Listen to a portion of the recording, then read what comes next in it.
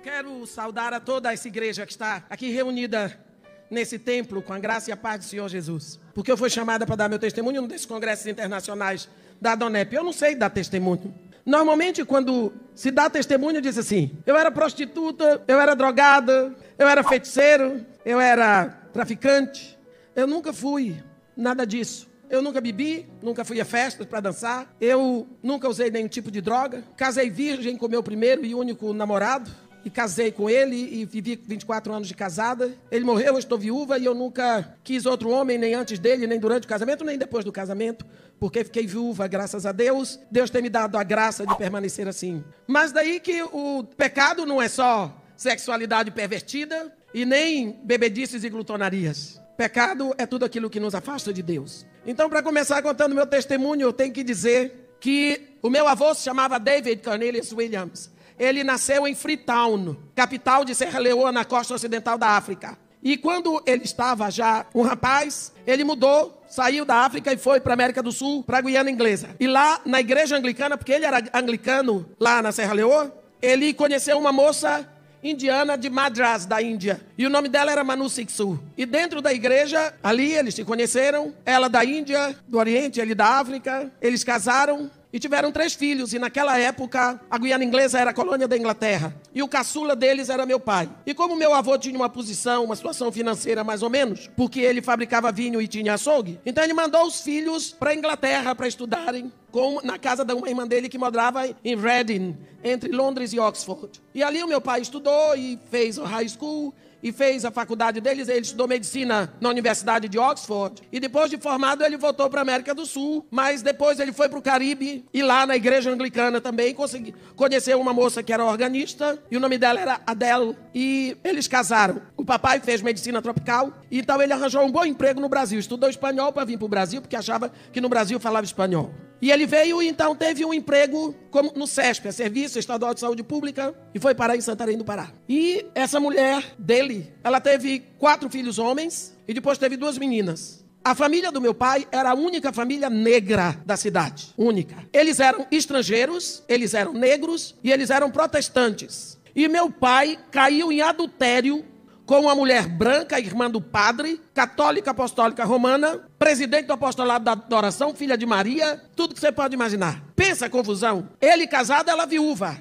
Ele negro, ela branca. Ele protestante, ela católica. Só que naquela época, na minha cidade, quando vinha um protestante no passeio, o católico atravessava para não passar perto. E quando meu pai estava adulterando com essa mulher, Deus viu o horror do pecado e pensou: já que vocês estão procurando, de meia, vem cá, você vai nessa. Me botou naquela confusão. Eu nasci dessa confusão. O meu pai engravidou a mulher e quem nasceu fui eu.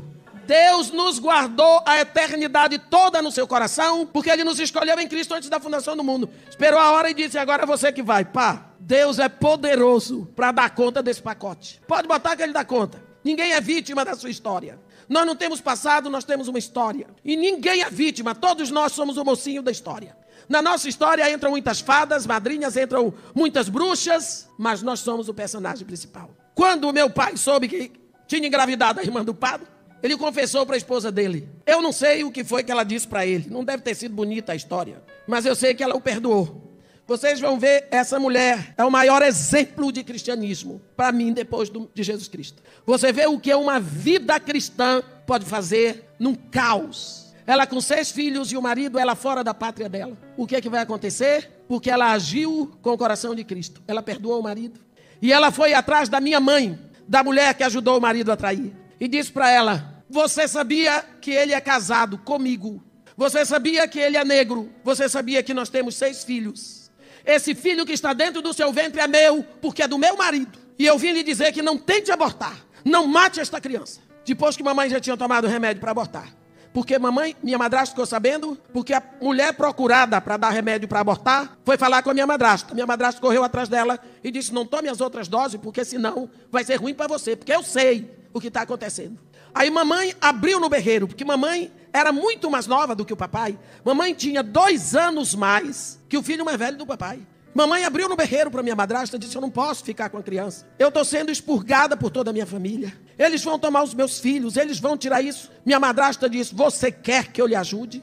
Ela disse: pelo amor de Deus, Minha madrasta tinha no fundo da casa dela, eu não sei como é que vocês chamam aqui no Ceará, mas uma que a gente chama meia água. É uma casinha lá no fundo.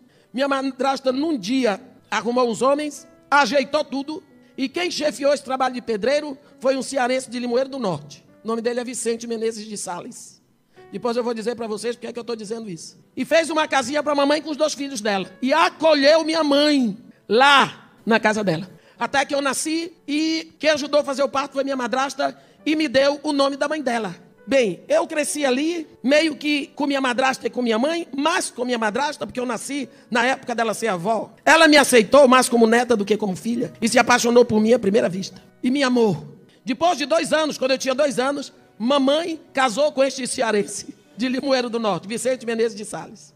E ali Deus estava me dando uma madrasta e um padrasto maravilhosos, um pai e uma mãe maravilhosos. Mamãe, depois de casada com esse cearense, teve mais 2 filhos. Então eu passei a ter 4 irmãos brancos e 6 irmãos negros. A mãe branca de Braga, em Portugal, olhos verdes, e meu padrasto também louro. E meu pai e minha madrasta negros. Meu pai era azul marinho. Então eu fiquei no meio. A família da mamãe me detestava, porque eu era o fruto do pecado, porque eu era a vergonha. Eu expus o comportamento da mulher, filha de Maria, eu apareci.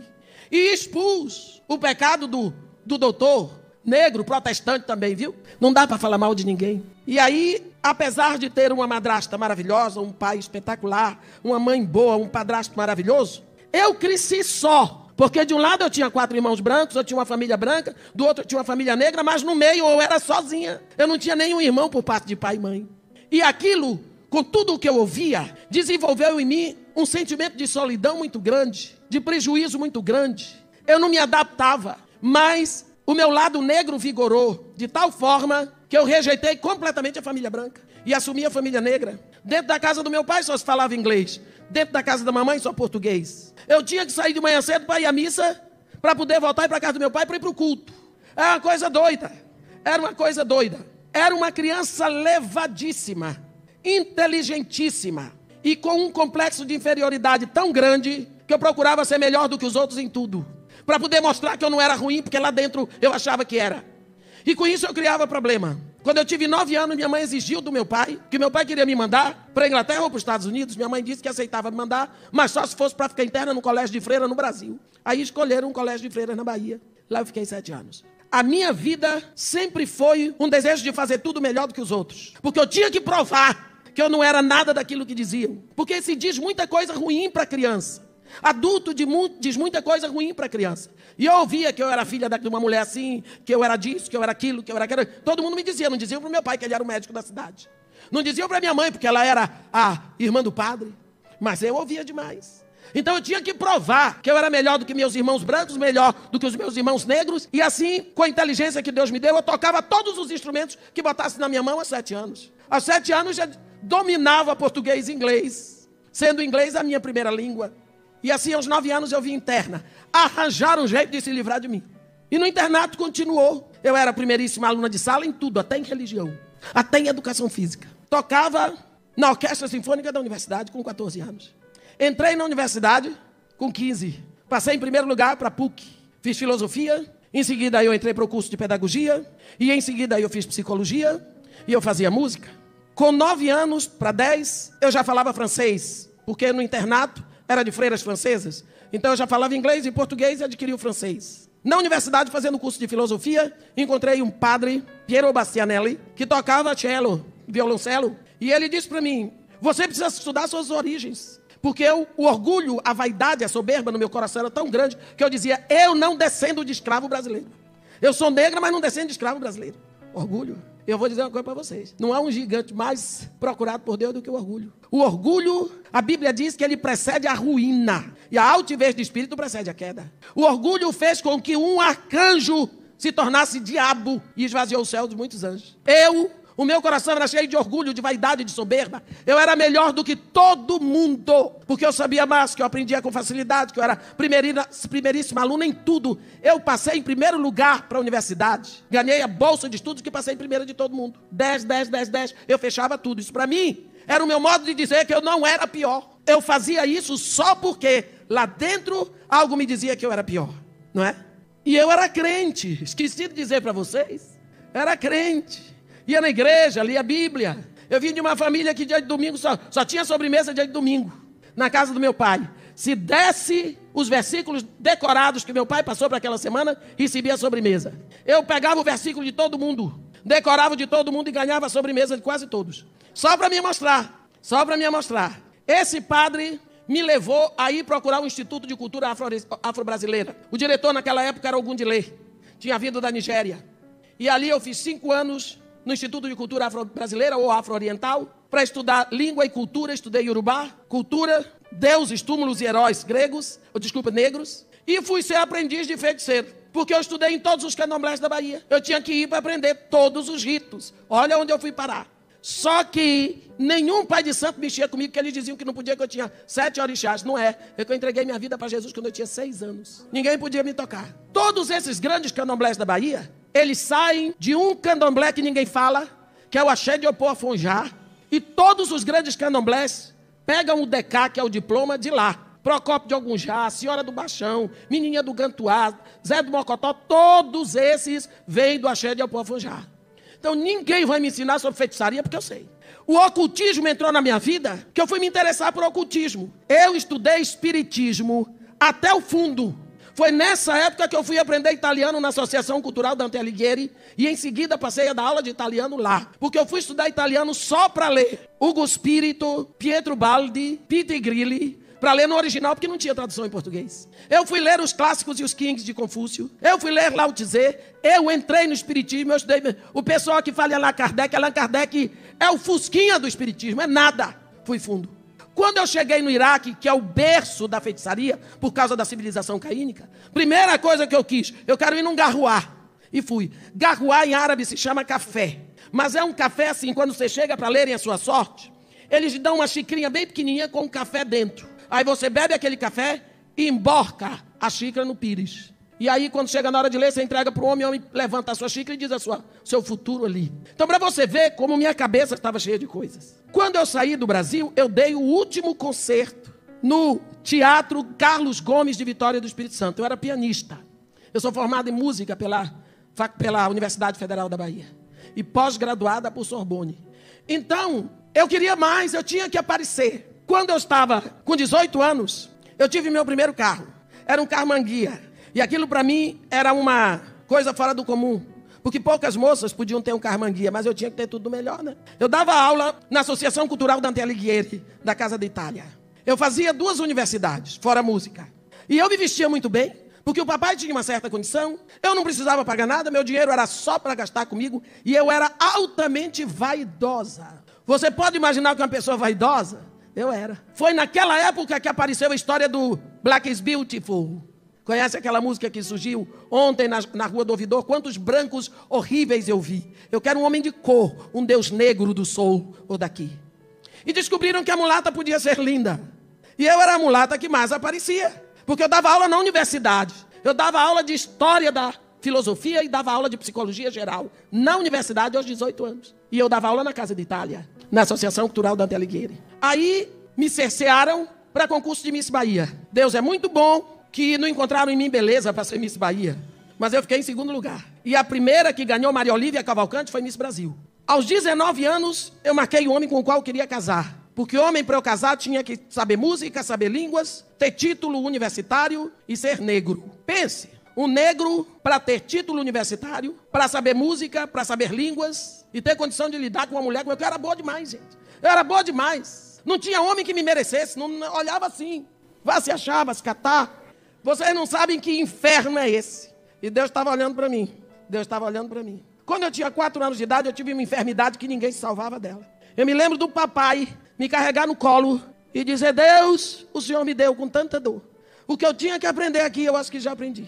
Mas agora, pelo teu sangue, eu te peço, deixa viver. E minha madrasta olhou para ele e disse para ele: Martin, como vai ser? E ele disse para ela: se não morrer, vai ser profeta. Se não morrer, vai ser profeta. E aos 19 anos eu encontrei o homem que eu queria. Negro, tocava violino, falava inglês, francês e alemão, engenheiro da Petrobras. Tudo em cima, lindo. Primeiro dan de karatê, bicampeão brasileiro de corrida olímpica, vaidoso, perdido que nem eu, super orgulhoso, igualzinho as cobras andam aos pares. Me apaixonei. Pedi permissão a Deus há muito tempo que Deus não fazia parte da minha agenda. Como que eu ia pedir permissão a Deus? Nem Deus, nem minha família ia dar permissão para casar, quanto mais Deus. Mas eu queria casar com ele, porque ele tinha tudo o que eu queria no homem. Era o homem que eu amava, apaixonei. Assim, arriei os 4 pneus e o step também. Ele era lindo, lindo, lindo. E ele apaixonou por mim também. Aí precisava casar. Nenhum pastor evangélico quer fazer meu casamento, porque nenhum é tão doido. Aliás, hoje com dinheiro ainda se consegue. Mas naquela época, os pastores sérios não faziam isso. Ele era católico, daquele que nunca vai na igreja. E agora como é que a gente vai casar? Nós fomos no padre. E o padre disse, tem que trazer a certidão de batismo e a de crisma. Cadê que eu tinha? E meu marido tinha, pelo menos isso. Ele foi sincero. Aí mandei ele mandar do Rio, que ele era carioca, nós estávamos em Salvador. Certidão de batismo e crisma, ela mandou. E eu tinha uma amiga que não conseguia entrar na universidade, não passava em vestibular. E eu chamei e disse para ela, olha, eu tenho uma proposta para fazer para você. Eu vou fazer o vestibular com o seu nome, você passa. Mas você vai batizar e crismar com o meu nome, para eu poder casar. Tudo arrumado nessa cabeça aqui. Ela tirou uma outra carteira de identidade, naquela época não vinha plastificada. Trocou a foto comigo, eu fui lá, fiz. Ela já aposentou como diretora de uma escola, vestibular de pedagogia. E eu casei com o meu nome e a foto dela. E eu tirei a certidão. Ela batizou e crismou com o meu nome. E foi assim que eu casei. Casei no dia 24 de dezembro. E no dia 24 de manhã eu mandei convite para o meu pai. E para minha mãe, e para todo mundo, porque eu não queria que ninguém viesse. Como é que eles iam me ver casando na igreja católica, gente? Você vê da onde que eu venho, por isso que eu estou dizendo. Testemunho não é só de quem foi prostituto, ladrão, drogado. Foi tudo muito bonito. O marido tinha dinheiro, ele era engenheiro da Petrobras. Uma vida muito farta, muito boa. Ele me proibiu de trabalhar, mas ele dava conta de tudo. E assim nós fomos caminhando. Veio o primeiro filho, veio o segundo filho. Nós morávamos, lógico, no melhor bairro de Salvador, porque tudo para mim tinha que ser o melhor. E para ele também. Senão não prestava. Os dois, soberba igual. E quando foi um dia, ele disse para mim, a Petrobras me convidou para ir abrir o campo de petróleo em Vitória. O que é que você acha? Eu disse, vamos. Fomos para Vitória. Chegou lá, primeiro ele ficou indo e vindo. Quando nós chegamos em Vitória, dali a pouco, problema. O prefeito, o governador do Espírito Santo não permitiu que a Petrobras construísse o porto de navios petroleiros. O governador naquela época era Elcio Álvares, porque já tinha o porto de Tubarão, da Vale do Rio Doce. Aí a Petrobras teve que ir para Macaé Campos, Rio. E o trabalho em Vitória ficou assim. Um dia ele ligou para mim e disse para mim, Dimé, eu tenho um negócio novo para lhe falar. Eu estou doido para chegar a hora de ir para casa, mas eu não estou aguentando. Vem aqui. Me arrumei, fui lá na Petrobras, no gabinete dele. Ele disse, eu quero que você pense. Eu acabei de receber um convite da Petrobras Internacional para ser o gerente de apoio da Petrobras Internacional no Iraque. É um posto muito alto, muito bom para a minha carreira. Nós vamos ter um salário no Brasil, na moeda brasileira. Vamos ter outro salário igual em dólar na França. E vamos ter outro salário igual em dinar lá no Iraque. Eu disse, escola para as crianças. Vão estudar na escola internacional em inglês. Vão dominar o inglês. E você vai poder aprender árabe. E as crianças e eu também. Eu disse para ele, eu topo. Ele disse, pensa primeiro, porque a vida lá não é fácil. Eu disse, eu quero. Eu disse, o que não tem por lá eu vou ler. Eu sei, não tem festa para a gente ir. Não, mas nada disso a gente faz, porque nós não íamos mesmo.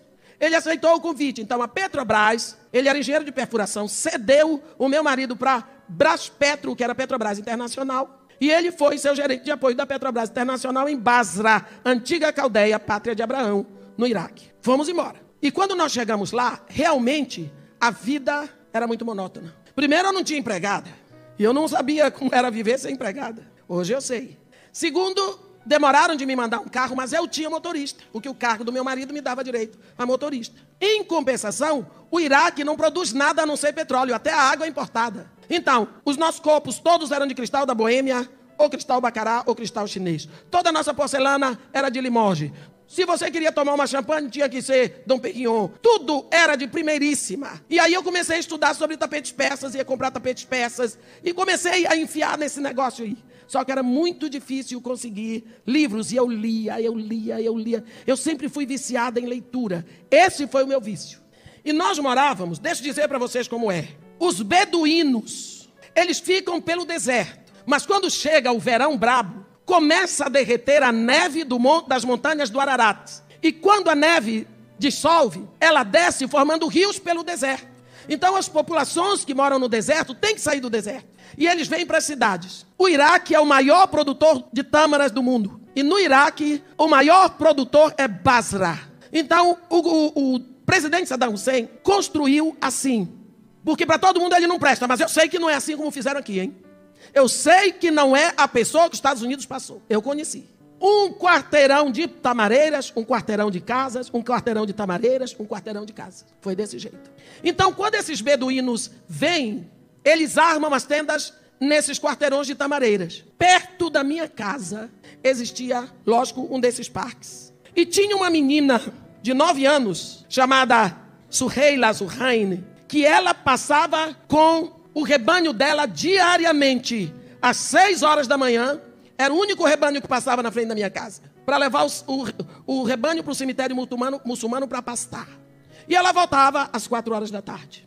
Eu não sabia árabe o suficiente para conversar com ela, mesmo porque a população local é proibida de falar com o estrangeiro para não aprender maus hábitos. Esta menina passava e dizia para mim assim, eu ia olhar para ela, porque eu sempre fui apaixonada por criança. E eu achava bonitinho ela passar com o rebanho dela, ela pequenininha, com o cajado e tudo. E eu sempre dizia assim, you're so beautiful. Ela não entendia, mas ela virava para mim e dizia, "Dib flus, me dá dinheiro." Isso é uma forma assim bem popular, começa, me dá uma grana, dá um tutu. Né? Porque se fosse árabe, ela tinha que dizer Antain flus min fatalek. Ela dizia Dib flus. E eu nunca fui, não acho que é bom dar dinheiro para criança.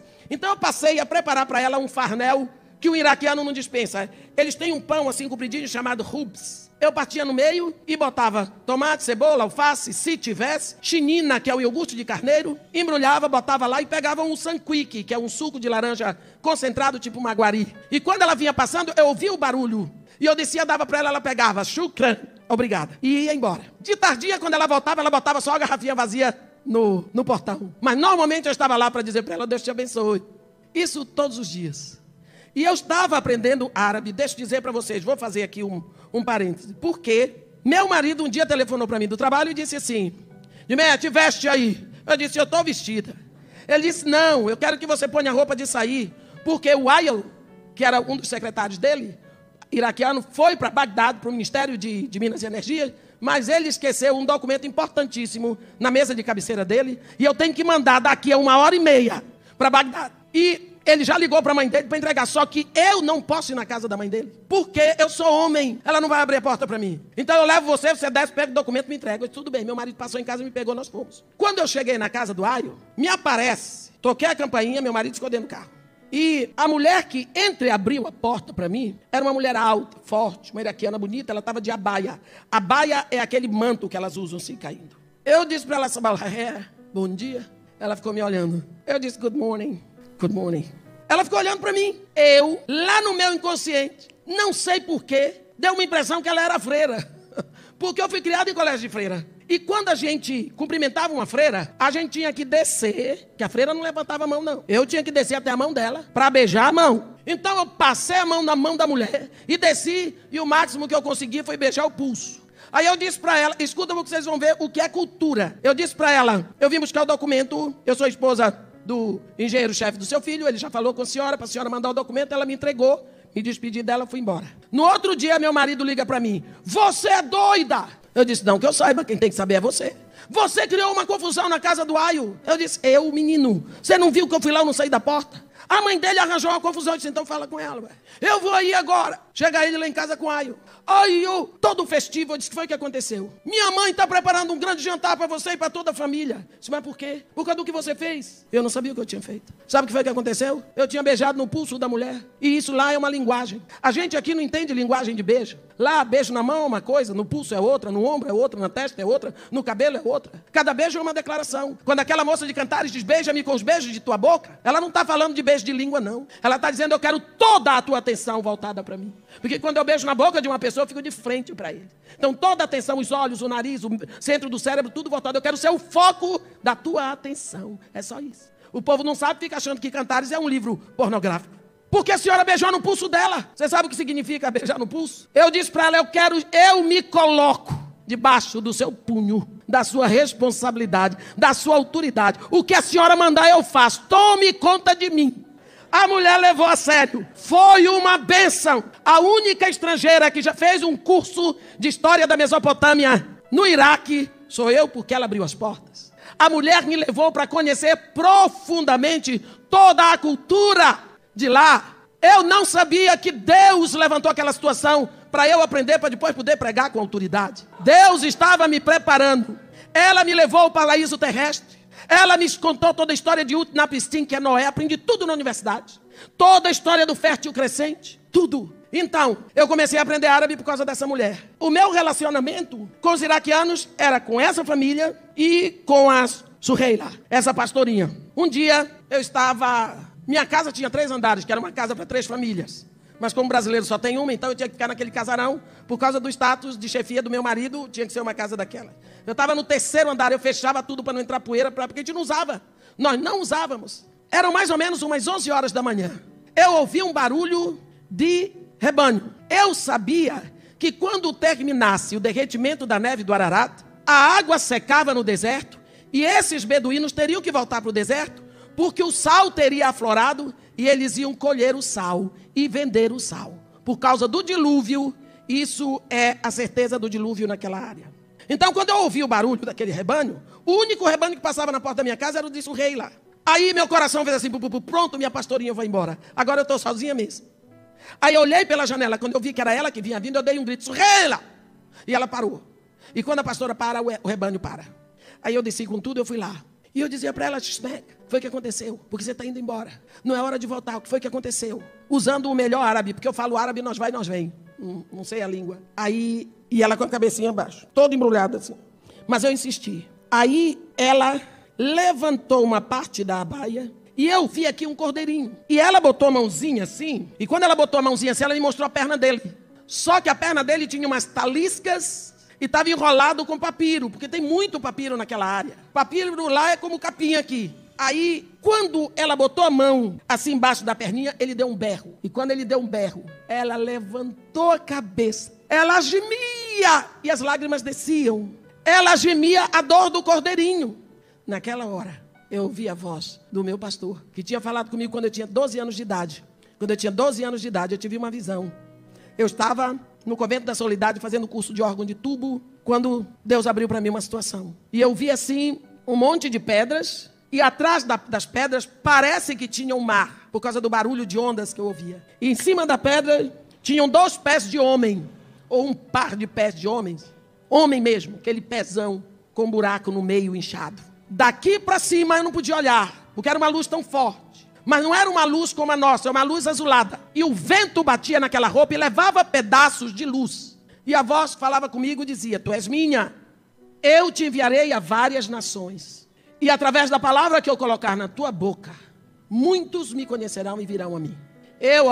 Quem disse que eu queria ser missionário? A minha casa vivia cheia de missionários, porque o papai era metido com isso. E era tudo pobre. Missionário entre índios, eu não queria ser pobre. Eu tinha horror de pobre. E o que eu quero ser pobre nada, eu queria tudo do melhor. Como é que eu ainda me misturar com o negócio de missões? Corri, fugi. Jonas é pinto perto de mim.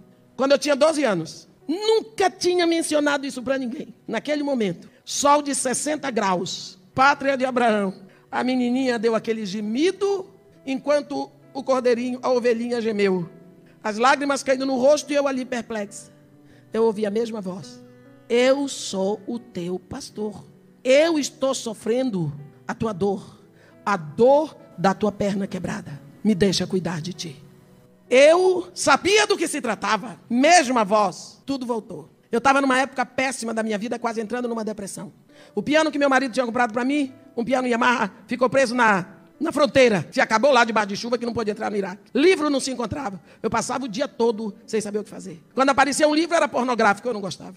Eu sei que saí dali. Eu sei que Suheila foi para casa, porque no outro dia ela voltou com o rebanhozinho dela. Eu sei que eu fui andando, mas eu dei conta de mim quando eu estava na sala. Depois de muitos anos de joelhos, chorando e dizendo, a oração que eu fiz foi, Senhor, se eu ainda presto para alguma coisa, me tira daqui do Iraque. Me leva de volta para o Brasil porque eu vou te servir. Eu me rendo agora. Meu marido ainda tinha que ficar 3 anos no Iraque, mas no dia 20, isso foi em julho. 22 de setembro começou a guerra Irã-Iraque. No 4º dia de bombardeio fugimos para o Kuwait. Fiquei 6 meses no Kuwait. Meu marido ficou no Iraque porque tinham que ficar 4 gerentes, senão o Iraque interrompia o fornecimento de petróleo para o Brasil. Depois eu vim para Itália, França, Brasil. Minha primeira aquisição foi uma Bíblia. E eu procurei a igreja que eu conheci o Evangelho. Eu só conheci o Evangelho em língua inglesa. Então eu procurei Christ Church, que é uma igreja anglicana. Meu pai era anglicano, minha madrasta anglicana. Todos meus ancestrais. E comecei a frequentar ali. E comecei a comer a palavra de Deus. Todo o gosto que eu tinha por leitura se voltou para a palavra de Deus. Todo. Comecei a comer a palavra, o Espírito começou a revelar, a abrir a palavra para mim. Eu lia a Bíblia toda numa semana. Todinha de Gênesis e Apocalipse. Eu sei livros da Bíblia de cor, capítulos inteiros, porque eu fui estudar. O que eu prego, eu não prego porque o Espírito Santo diz a ela, o Espírito Santo diz. Mas ele diz diante do que eu já aprendi. Porque o Espírito Santo vem para nos lembrar. Se eu não botei para dentro, ele não vai me lembrar coisa nenhuma. Então, se você vai pregar sem saber a Bíblia, você pode receber de Deus ou pode receber do diabo. E foi aí, então, nós viemos para o Rio, quando chegamos no Brasil. Ainda fiquei 3 meses morando no Luxor Continental, no Leme, até que meu marido veio e comprou um apartamento para nós, fez a reforma. Nós fomos morar ali em Copacabana. E minha vida começou a mudar. Porque agora eu era convertido e meu marido não era. Então agora eu vou começar a pagar um preço por ter abandonado o Senhor. Quando você vem para Jesus, as coisas não significam que vão ficar mais fáceis. Significa que você vai ter poder para vencer as dificuldades. Mas não vai ficar. Aí meu marido começou a mostrar o outro lado dele. Porque ele não tinha casado com uma crente. Não tinha, não. Por que agora eu tinha que mudar no meio do caminho? Não. Ele se levantou contra. O que eu consegui foi que eu fosse à igreja 2 vezes por semana, 2 vezes por mês, e fosse para Búzios, para a casa de praia 2 vezes por mês. Por causa dos meus filhos que exigiram. Foi difícil. Minha Bíblia era guardada dentro do freezer, porque ele não abria freezer. Ele saía de casa e eu começava a ler a Bíblia. Antes dele chegar, eu guardava a Bíblia de novo. Uma vez eu comi o capítulo 4 de Filipenses, porque eu tinha uma Bíblia pequena que eu pegava em folhas, porque se ele chegasse eu dava descarga ou eu comia. Isso não é uma coisa fácil, não. Eu estava pagando um preço pela mentira, pela desobediência, pela soberba, pelo afastamento de Deus. Ele começou a ficar agressivo. Ele estava certo? Estava. Ele não casou com aquela outra mulher. Ele casou com a outra que não tinha Deus. Que só pensava em festas, em joias, em desfiles, em cinema e essas coisas todas do mundo. Ele casou com uma mulher mundana. Ele não casou com uma filha de Deus. Por que agora eu tinha que mudar? E agora eu fui pagar o preço de orar pela conversão do marido. Eu vou dizer para vocês. Quando eu vejo uma mulher dizer, estou orando pela conversão do meu marido, eu me arrepio porque eu sei o que é. Um dia ele me empurrou, me chutou da cama, porque eu estava sonhando e eu falei, Senhor Jesus, eu te amo. Acordei no chão. Eu estava indo para Singapura. Antes, na véspera, eu passei na reunião de oração que a gente tinha, e lá eu fiz a entrega do coração do meu marido. Eu disse, Deus, eu te peço, eu estou te entregando o coração do meu marido para tu fazeres uma obra. De forma que quando eu volte de Singapura, ele seja um homem diferente. Para que nós possamos te servir como uma família completa. Segundo dia que eu estava em Singapura, recebi a notícia que Deus tinha feito uma obra no coração do meu marido. Ele teve um infarto. Deus fez a obra. Um infarto violentíssimo. O sobrinho do meu marido, que é médico cardiologista, disse que nunca se viu na medicina uma coisa daquela. O coração explodiu. Só que antes disso, a minha igreja, a igreja anglicana, fica ali na Real Grandeza, e você olha, vê o Cristo Redentor e vê o Morro Dona Marta. E eu metida do jeito que era. Fui para uma igreja lá no Rio de Janeiro, onde você anda, você está perto de favela. E era um domingo chuvoso. Daquele domingo mais frio do Rio de Janeiro, onde começa aquela garoazinha. Acabou o culto termina 12:30. Meu marido ia conosco, porque para ele era o social. Ali na igreja anglicana só tem o cônsul do Canadá, o cônsul da Irlanda, o cônsul daqui, o cônsul de lá, o diretor da Shell, da Atlantic, da ESSO. Só tem gente assim. Então ele ficava no meio daquele povo, daqueles homens. E tudo em língua inglesa. Então o lado social é esse, vaidoso. E quando chegou na hora de sair, nós tínhamos o hábito de todo domingo comer em restaurante. E quem escolhia o restaurante eram os meninos. Eles estavam sentados no banco de trás. Meu marido tinha naquela época um Puma GTB e um Puma conversível. Ele estava com um Puma GTB, bacanão, tudo mais. E quando nós íamos nos encaminhando para o portão, ele disse para os meninos, vocês escolham qual restaurante que vão. Porque se eu chegar no sinal da Voluntários da Pátria, vocês não tiverem decidido, quem vai decidir sou eu. E os meninos estavam brigando porque o menino queria ir para a churrascaria do Copacabana Palace.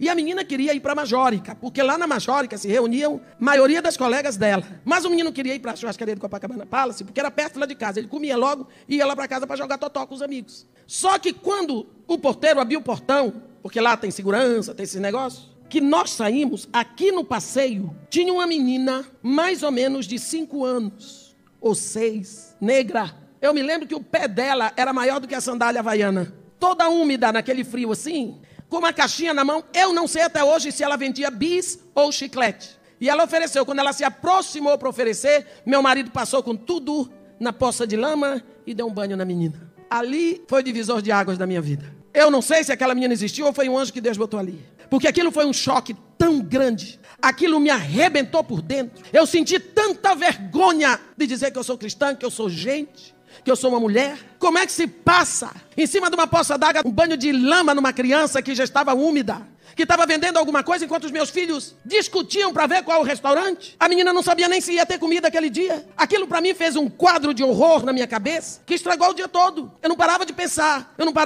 No outro dia levei meu menino no colégio, fui na igreja, perguntei para o seu João, o senhor se lembra que ontem tinha uma menina aqui? Ele disse, lembro. De onde é aquela menina? Ele estendeu o braço assim e disse, daqui. Eu nunca tinha olhado, que do lado direito da minha igreja tinha uma favela, Morro Dona Marta. Aí eu olhei para ali, entrei na igreja, sentei, acho que eu fiquei umas 10 horas, não foi, mas ali. E eu disse assim, Senhor, eu estou entregando a minha vida agora. Nunca eu falei tão sério com o Senhor. O Senhor tem um propósito na minha vida para essa favela. O Senhor me fez negra misturada com branco, como eles são. Eu pareço muito mais com eles do que com todo o povo dessa igreja. Eu vou ser bem aceita lá. Eu quero lhe pedir que o Senhor me dê esse morro. Eu estou entregando a minha vida agora. Eu não quero mais viver essa vida que eu levo, tão falsa, tão exigente, tão cheia de bens materiais. Não me adianta pisar em tapetes persas quando meus pés não vão pisar nas ruas de ouro. Não adianta beber em cristais da Boêmia, Bacará, se eu não vou beber o vinho puro da tua mesa. Não adianta comer na porcelana de Limoges, se eu não vou comer o pão da tua mesa. Eu quero agora. Eu quero ser igual a esse povo para ti. Eu quero que tu abraces com os meus braços. Eu quero que tu beijes com a minha boca. Eu quero que tu fales com a minha língua. Eu quero que tu uses a minha voz. Eu quero ver como tu vês. Eu quero ser Jesus para esse povo. Eu quero que eles olhem para mim e vejam o teu amor. Se minha vida não servir para isso, me leva desta terra. Aí eu passei a ir para um posto Shell para orar pelo Morro Dona Marta. E o meu amor crescia.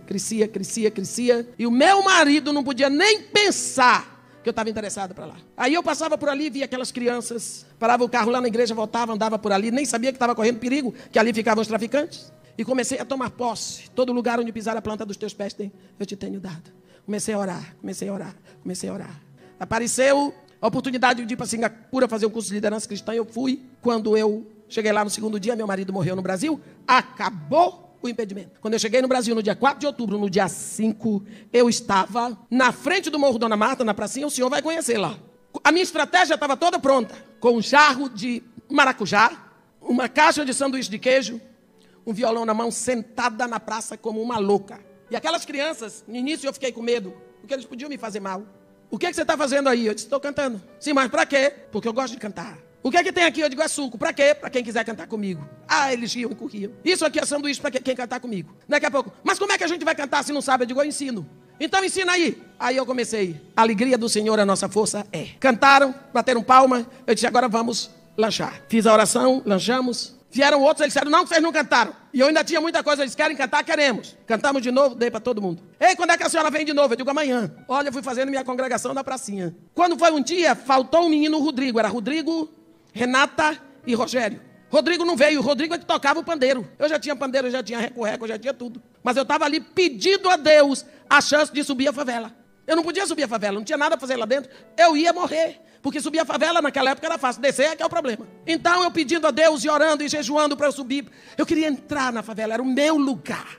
Faltou o Rogério, eu disse, mas cadê o Rogério? O Rodrigo. Aí o Rogério disse assim, ele está em casa com febre, problema de garganta. Eu disse, quem está cuidando dele? Ninguém, mamãe foi trabalhar. Eu disse, poxa, mas a gente não podia então lá fazer. A senhora vai? Eu disse, vou. Um pegou a caixa de sanduíche, outro pegou o violão, outro pegou a coisa e eles foram me levando. Eu subi o Morro Dona Marta, levada pelas crianças, vendo a mão de Deus operando, chorando de emoção. Parece que eu estava subindo as escadas do Palácio de Buckingham. Me levaram, eu nunca tinha ido a uma favela. Me levaram, eu fui ver o que era um cubículo onde moravam aquelas crianças tão alegres. Sem exigir nada, sem acusar a Deus, sem acusar a sociedade, crescendo na miséria, no descaso, no abandono. Do lado do gabinete do prefeito, no coração do Rio de Janeiro, de Botafogo, Zona Sul. Eu cheguei ali, eu disse, Deus, o que é isso? O que é isso? Eu pedi para o Rogério descer, ele comprou remédio, dei para o menino, comemos ali. No outro dia marquei com os meninos e disse, vocês vão me buscar lá embaixo? Vamos. Passei a me encontrar com eles debaixo de uma jaqueira. Quando foi um dia, Deus falou comigo em 2 de Reis 4. Quando o filho da Sulamita morre, e ela vai a Josué, e ela vai a Eliseu, e ele manda Geazi levar o bordão dele, bota sobre o menino. Enquanto ele está indo com a Sunamita, Geazi vem e disse, ei, o menino não acordou não, toma o bordão. Aí ele vai, sobe, fecha a porta, ora, debruça sobre o menino, depois levanta, debruça de novo e o menino ressuscitou. Ali Deus me falou, bordão de profeta não leva vida a ninguém. Ou o profeta se faz um com eles, se mistura com eles, assim como eu dei um corpo ao meu filho, que comeu com vocês, pecadores, chorou com vocês misturou com vocês e morreu nas mãos de vocês. Aí eu peguei e fui para o meu pastor e disse: pastor, tem que comprar um barraco no Morro Dona Marta. Quase ele me matou. Que agora eu estava exagerando, que onde já se viu. Eu só sei que acabei comprando com $2.000 que alguém da Inglaterra mandou para mim. Aí o dinheiro foi chegando, o barraco caiu, o dinheiro foi chegando.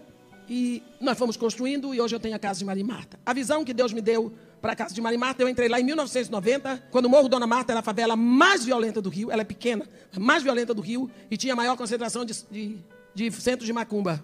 As mães, na maioria, são mães solteiras. E quando elas têm o bebê, elas põem o bebê na creche, vão trabalhar, de tardinha elas pegam. Só que quando a criança faz 5 anos, ela não pode mais ficar na creche. Então ela ia ficar solta para ser aviãozinho, para entrar na escola da bandidagem. Então Deus me mostrou essa brecha, eu passei a pegar crianças quando saem da creche. Então a mãe passa de manhã, deixa na casa de Maria e Marta. Oramos, toma um café. O café é leite com Nescau, pão com margarina. Se tiver dinheiro, é requeijão. Às vezes, se tem um pouco mais, bota uma geleia. Mas o básico que tem sempre é o pão com margarina. E o pão é feito lá, porque eu não tenho dinheiro para comprar pão todos os dias. As crianças comem muito, graças a Deus. Então, o pão que tem lá, ele já tem açúcar, ele já tem boa farinha de trigo, ele tem ovos, ele tem leite. E aí, quem vai para a escola de manhã, desce. Quem não vai, vai para a sala de aula. São 3 salas de aula. Tem professoras, eles vão começar a fazer os deveres. A professora vai explicando, tirando as dificuldades. Enquanto eles estão nas salas, eles são tirados aos poucos para computação, ensino religioso, dança, canto, aconselhamento, para tudo isso. Quando é 11h30, nós começamos a servir o almoço. Eles almoçam, tomam a sobremesa, descem para o colégio, é o tempo de lavar os pratos que os outros vêm para fazer a mesma coisa. 4 horas, nós servimos o lanchão, eles estão prontos já para sair. Os que estavam na escola às 5 horas vêm, se quiserem lanchar, podem lanchar. Com esse trabalho, que todo o objetivo dele é só plantar Jesus no coração dessas crianças. Só plantar Jesus no coração de criança. Porque Jesus foi plantado no meu coração quando eu tinha 6 anos, floresceu na hora certa. Eu acredito nisso. Nunca perdemos uma criança para os bandidos nem para a prostituição. O Morro Dona Marta, em 2002, acabou o último centro de macumba. Em 2004, glória a Deus, glória a Deus. Em 2004, o Morro Dona Marta foi retirado da lista das favelas violentas. Em 2008, o Morro Dona Marta foi eleito o modelo para todas as favelas do Rio. O censo levantado lá mostrou que tem 83% de evangélicos na população. Eu sabia que Deus ia fazer uma obra, mas eu não sabia que Deus ia me deixar viver para ver. Mas Ele me deu esse presente. O Morro Dona Marta foi o primeiro morro onde foi instalada a polícia. A polícia entrou lá, eu estava lá na hora, sem dar um tiro, sem uma gota de sangue. Única coisa que quando o policial foi tirar uma das máquinas de caça-níquel, a pistola dele estourou no calcanhar dele. Eu estava a menos de 1 metro de distância dele. Agora, você vê a diferença que Jesus Cristo faz. A diferença que Jesus Cristo faz. Como que eu consegui tudo isso? Dando comida, cuidando deles, me interessando pela vida deles, principalmente dando amor. Aquelas crianças, elas não têm quem diga você é bonito, eu te amo, passa a mão na cabeça, abraça. Minhas crianças vivem agarradas comigo. Eu digo para eles, está vendo esse peitão aqui da tia? Esse peito grande aqui é propaganda enganosa, não tem leite. É só para vocês baterem a cabeça. E quantas vezes eles voltam depois que já saíram de lá, estão fazendo faculdade? Tia, eu vim buscar um abraço. Vim buscar um abraço. Se vocês soubessem quantas coisas eu já passei ali. Eu já fui imprensada na parede contra 5 metralhadoras. Meu nome sempre encabeçou lista de extermínio. Nunca eu tive ajuda do governo. Nunca. Nem de entidade nenhuma. O pessoal me vê viajar muito para o Reino Unido, Canadá, Estados Unidos, Bélgica, França. Pensa que eu trago... Não. Quer que eu diga uma coisa para vocês? Eu estou falando na presença do Deus Todo-Poderoso, Criador dos céus e da terra, e na presença da Assembleia dos Santos de Deus. Eu voltei este mês do Canadá sem trazer um tostão. E até a minha passagem fui eu que paguei. E eu trabalhei 4ª, 5ª, 6ª, sábado, domingo e segunda. A coisa não é bem como os outros dizem. Nunca tive governo para me ajudar. Não tem uma igreja dando dinheiro. O pastor Silas Malafaia, desde o ano passado, ele está ajudando a casa de Maria e Marta com R$5.000 por mês. Até quando ele vai ajudar, eu não sei, porque ele não é obrigado. Ele não é obrigado. Mas o que ele fez e tem feito já está diante de Deus como memorial para a vida dele. E eu agradeço a Deus. Eu tenho que continuar trabalhando. As nossas despesas são altas, mas eu conheço. Eu vou dizer para você, ninguém no Morro Dona Marta já ganhou tanto quanto eu. Porque a minha intimidade com Deus cresceu tremendamente. Todas as vezes que a sua mão está aberta para dar, ela está aberta para receber. Eu tenho visto Deus caminhar comigo assim, sabe? Quase batendo assim no meu ombro. Eu estou acostumada com esse Deus que supre a necessidade. Estou acostumada. A quem disse assim, mamãe, a quem é a missionária judia inglesa que anda comigo, ela esteve aqui na igreja do pastor Samuel. Disse, mamãe, a gente não pode dar testemunho da casa de Maria. O povo vai pensar que nós somos duas mentirosas, ou então duas loucas. A gente loucas, eles sabem quem a gente é. Uma mentirosa, a gente vai provar. As coisas que Deus faz, Ele é louco por criança. Ele vai na frente, Ele só quer que você vá. Mas você não precisa fazer nada, não, Ele vai. Sabe Isaías 45, quando Ele diz, eu irei adiante de ti, endireitarei os caminhos tortuosos, quebrarei as portas de bronze, arrebentarei as trancas de ferro e te darei os tesouros escondidos e as riquezas encobertas. Ele é desse jeito, Ele é desse jeito. A gente não pensa, e Ele fez. Quer que eu diga uma coisa para vocês? Tem 2 anos, eu estava pregando um congresso da Igreja Batista do Maracanã, em Miguel Pereira. E acordamos domingo de manhã e eu disse para Kei, nós precisamos orar pelas cestas básicas. Porque a gente não sabe ainda como vai ser e tem que distribuir as cestas básicas mês que vem, no final do ano. Este ano quem vai dar é o pastor Samuel. Aí ela saiu do banho, nós sentamos e eu fiz a seguinte oração. Senhor, Deus nosso Pai, nós sabemos que o Senhor sempre manda as cestas básicas. Nós sabemos que o Senhor vai suprir tudo. Mas nós temos um problema. Eu gostaria de saber de que lado elas estão vindo. Gostaria de saber de que lado elas estão vindo.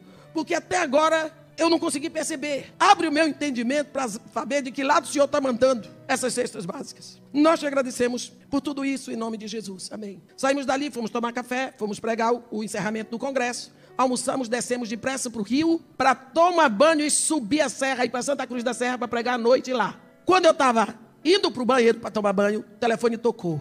A quem atendeu, eu digo, diga para ligar amanhã de manhã. Porque agora não dá tempo de eu atender telefone. Aí ela disse alô. Quando ela disse quem é, ele disse, tá correndo, né? Ela tá correndo de novo, essa nega só anda correndo. Ela disse, pastor Ceni, diga para ela que me atenda. De lá de Toronto. Eu disse, pastor Ceni, estou correndo, que eu acabei de chegar de Miguel Pereira, tenho que ir para Santa Cruz da Serra para estar lá 7 horas com o microfone na mão. Ele disse só uma pergunta. Eu disse, qual é? Você está precisando de cestas básicas? Eu disse, espera lá um minutinho. Sentei na cama e disse, pode falar. Você está precisando de cestas básicas? Eu disse, homem de Deus, você está fazendo meu coração pulsar quase para fora da boca. Por que o senhor está fazendo essa pergunta? Ele disse, 5 horas da manhã eu estou orando como de costume. No meio da oração vem assim, é de meia cesta básica, é de meia cesta básica. Eu disse, pastor, eram 8 horas da manhã aqui no Brasil, 5 horas da manhã lá em Toronto. Eu estava pedindo a Deus, eu e a Kay, para que Ele nos dissesse de que direção estavam vindo as cestas básicas. Ele disse, pois é, Ele me acertou aqui. Ele disse, quanto você quer para as cestas básicas? Eu disse, eu não sei. Eu vou ver o preço das cestas básicas, multiplicar pelo número de cestas básicas de crianças que são 150, e lhe digo, ele disse, pois veja, e me diga que eu vou depositar o dinheiro das cestas básicas. Se você soubesse quantas vezes Deus faz isso, você diria que eu sou mentirosa. Só vou contar mais uma para vocês. Eu contei para o senhor a história do arroz. Nós chegamos numa igreja dessas que não oferta. Eu e a Kay, segunda-feira, quietinha, duras. Aí eu disse, Kay, vai ficar difícil. Aí eu liguei para a casa de Maria Marta, perguntei para a menina que trabalha na cozinha, Patrícia, qual é a coisa mais urgente que está faltando aí? Ela disse, arroz. Eu disse, você tem para hoje? Ela disse, tenho até quarta. Não, eu tenho até amanhã, vai faltar a partir de quarta. Eu disse, então tá bom, daqui a pouco eu estou chegando aí. Catamos dinheiro, passamos nas sendas, compramos 80 quilos de arroz, tudo dividido em pacotes de 5 quilos daquele parboilizado, ouro. Botamos na mala do carro, fomos para a favela. Quando eu ia chegando perto da favela, eu disse que eu vou passar primeiro na minha igreja para ver se tem uma correspondência que eu estou esperando de Atlanta. Passamos lá, subi na secretaria, a correspondência tinha chegado. Quando eu estava quase me despedindo da secretária, entra um homem e diz, de meia, papapá, conversou e disse assim para a secretária, olha, passei em Boys Town e está uma vergonha, as crianças não têm o que comer hoje. Ontem não tinha nem um grão de arroz, nem de feijão. Aqui, a podridão subiu. Tá vendo? Boys Town, uma associação tão rica. A igreja minha não ajuda a Casa de Maria Marta, ajuda a Boys Town, eles têm ajuda do prefeito de Petrópolis, eles têm tudo do melhor, recebe dinheiro da Inglaterra, lá tá faltando comida da Casa de Maria Marta, não falta. Deus não gosta disso. Aí eu fiquei assim, me sentindo máximo. Me despedi deles, Deus disse, entrega o arroz, manda para lá. Eu disse, eu não.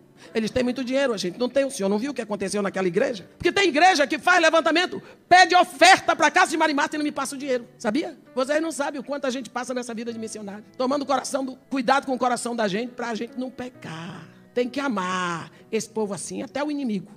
Isso é Jesus que manda. Melhor fazer. Aí, andei para o carro, entrego o arroz. Fui lá no carro, enfiei a chave. Sentei. Aqui entrou no carro. E eu disse, Kay. Ela disse, mamãe, dá o arroz. Porque Deus quando fala com um, fala com o outro. Por isso que Jesus mandou os discípulos de 2 em 2. Eu dei uma ré no carro. Tiramos o saco de arroz. Eu disse, está aqui para mandar para Boys Town. Não, que é isso? Para mandar para Boys Town. Saí dali, fui para o Morro Dona Marta. Agora eu não tinha nem arroz, nem dinheiro. Cheguei lá, a menina disse, ué, mas cadê o arroz? Eu disse, o arroz vem amanhã. Quando eu estou lá, eu tenho uma irmã que mora comigo, por parte de mãe. Ela foi freira, mas deixou o convento, ela já se aposentou. E ela é aquela católica nominal, que tem horror de evangélico, e bebe.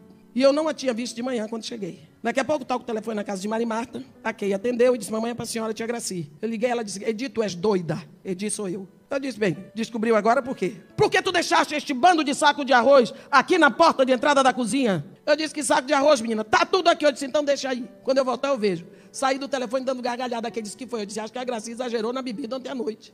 Ela está vendo saco de arroz na porta da cozinha. Passou. Quando chegamos em casa, estavam lá 80 quilos de arroz parboilizado, ouro, nas mesmas sacolas. Primeira coisa que eu pensei, a igreja devolveu. Liguei para a igreja, não, já subiu para Bostão. Oramos, agradecemos a Deus.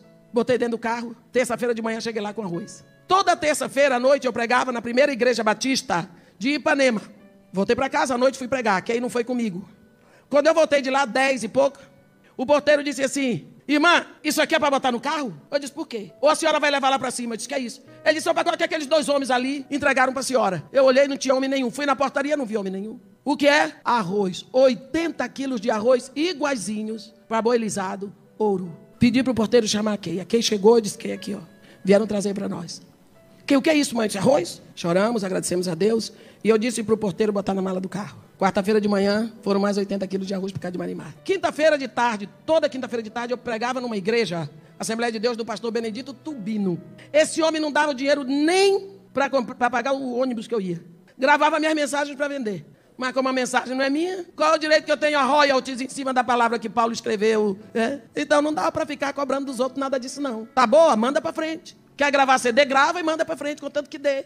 Quando eu vou subindo para pregar 3 horas da tarde: oi, mãe de Bé, chega aqui um minutinho. Eu disse: que foi, pastor? Não é a senhora que tem um projeto no Morro Dona Marta? Eu disse: é. Pois é, hoje de manhã me lembrei disso, comprei aqui isso aqui para levar arroz. Ouro parboilizado. Telefonei para o meu filho, ele passou lá, pegamos o arroz, levamos. Enquanto eu estou vindo buscar, indo para casa levar o arroz, liga uma senhora chamada Elci, da Igreja Presbiteriana da Gávea. Ela era a líder da SAF. SAF é a Sociedade Auxiliadora Feminina. Irmã, nós temos aqui um negócio para a senhora vir buscar, para a casa de Maria Marta. Eu disse: o que? Ela disse: tem arroz. Eu fui em casa, peguei o carro, fui lá, tinha arroz, tinha feijão, tinha leite, tinha farinha de trigo. A SAF da Gávea passou 2 anos dando arroz para a casa de Maria Marta. Eu já desci do Morro Dona Marta, que nem a pantera cor-de-rosa quando vem de uma briga, porque eu não tinha um tostão para pagar os pedreiros, era R$262. E eu ia na igreja pedir emprestado um madeirite, que eu vi lá, dentro da garagem do pastor. Quando eu cheguei lá, que eu procurei o pastor, sem saber como eu ia pagar os pedreiros, porque eu não tinha, eu estava orando, e sabia que Deus ia mandar o dinheiro, mas era o dia. Quando eu chamei o pastor, ele pegou e disse: pastor, eu queria tanto falar com o senhor. Ele disse: queria. Aí ele botava e tirava um negócio no bolso, que de longe eu descobri que era um cheque, porque cheque eu conheço de longe. Botava e tirava, e meu olho ia assim.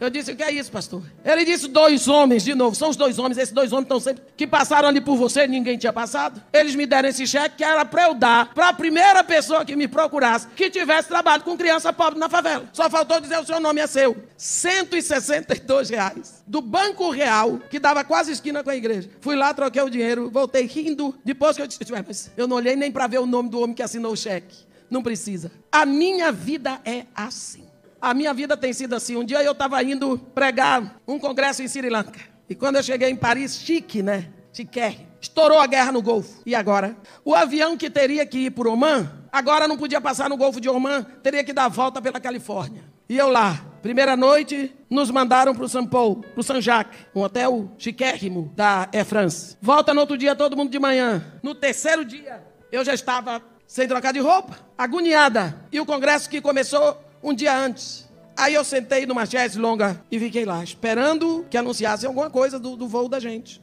E dormi.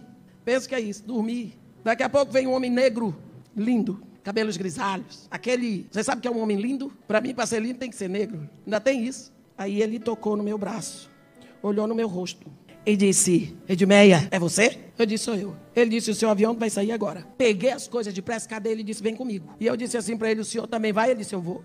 Entrei no avião. Cadê o homem? Não sei. Eu e a Kay voltávamos de Araruama. Furou o pneu do carro com chuva.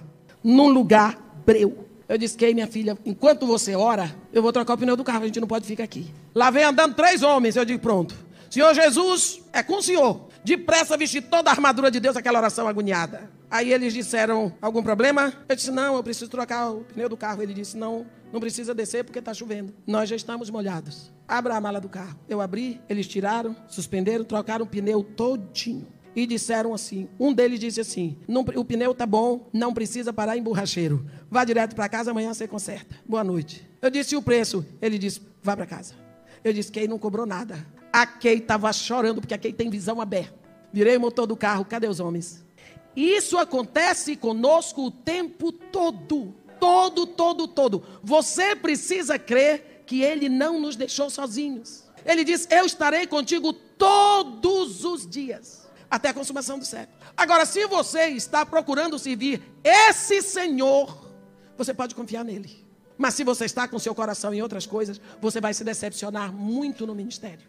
E assim, para completar, meu pai morreu, minha mãe morreu, meu padrasto morreu. Ficou só a minha velhinha, minha madrasta. Louca por mim e eu por ela. Ela morreu no ano de completar 100 anos. Ela chamava Jesus meu amigo. Eu disse para ela, para o ano, dia 4 de dezembro, a gente está aqui festejando seu centenário. Ela disse, não senhora. Meu amigo me disse que vai me levar no ano de eu completar 100 anos. Porque eu disse para ele que estou cansado de ficar aqui. E ele me prometeu que no ano de eu completar 100 anos, ele vai me levar. Conte 9 meses para trás, que foi o período de gestação, e você vai saber quando é que ele vai me levar. Sempre conheci Jesus com o título de o meu amigo. Ela morreu conversando comigo no telefone. Morreu em março, no mês que ela fez 100 anos de gerada. Hoje, sendo eu a caçula, eu tenho um irmão mais velho de 86 anos. Outro dia, a minha irmã ligou para mim e disse para mim, Edi, ela tem 70 anos. Nós estávamos hoje aqui, 3 irmãos, glorificando a Deus pelo teu nascimento. Como é que Deus faz as coisas de uma forma que a gente não pode entender? Edi, o que seria de nós se tu não tivesses nascido? Mas eu nasci do adultério do pai dela com a minha mãe. O que seria de nós, que sou eu que estou tomando conta deles? De 2 em 2 meses eu vou a Santarém do Pará. Todas as contas deles, tudo estão comigo. O que seria de nós se tu não tivesse nascido, minha irmã?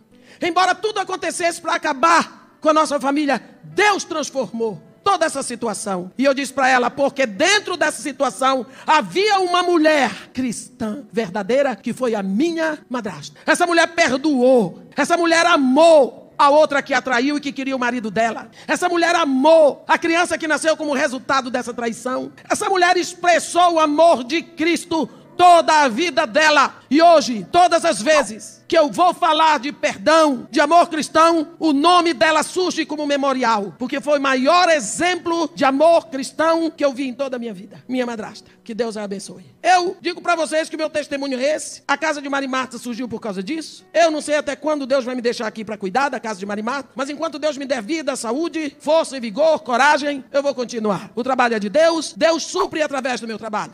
E assim, Deus nos abençoe. Amém. Canal Semeando Vida. Deus dá o crescimento à semente que é plantada em terra boa. Deixa aqui o seu comentário, se inscreva no canal e ative as notificações para receber mais conteúdos que irão abençoar a sua vida. Até a próxima e fiquem com Deus.